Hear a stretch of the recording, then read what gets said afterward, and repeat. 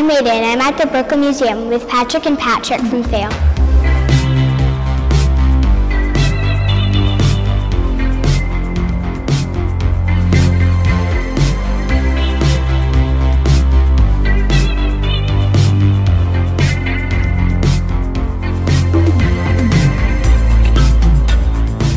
What was your biggest inspiration for this arcade?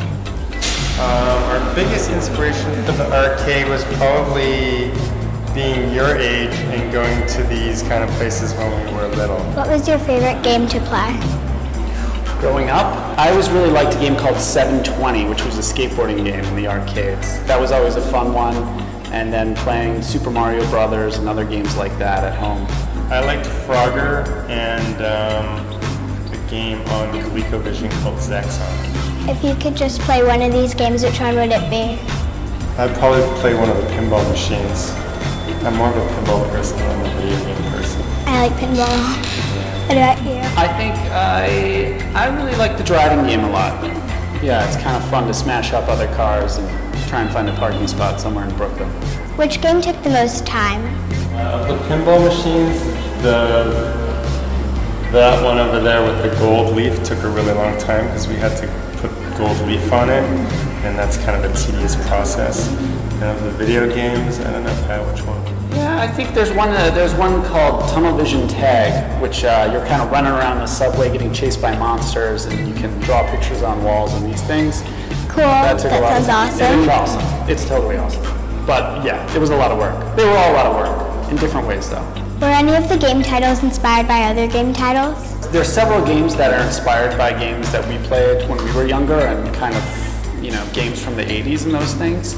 A lot of the game titles either relate to something in our work that we make or something about the game that's happening in it. You know, trying to have fun with the titles but still make them meaningful and relevant to the game.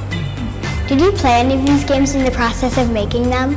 We played all of them in the process of making them because you got to play them to figure out what works and what doesn't. Sometimes they get a little boring. You got to make some adjustments so that they're fun to play. Cool. Yeah, that's part of the fun, right? Yeah. You get to make your own video games. You know, you got to enjoy playing them too. So they're all pretty fun for us to play, and we're kind of constantly making them a little better as we go. How long did it take you to make all of them? To finish it all? Well, we've done this show over the last 5 years.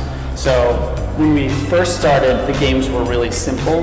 They didn't really have any idea of winning and losing. It was just kind of about making almost art and having fun and just playing. But over time, we decided to make the games have a little bit more of a objective where you try to do something to win or lose, because we found that people really like winning and losing, if you can believe it. Which game are you best at? I don't know, I can beat a lot. I need to practice more, I think, but I guess we can see, right? Yeah. Maybe you can take me down, or I'll beat you once. We'll see. I doubt it. No, you never know.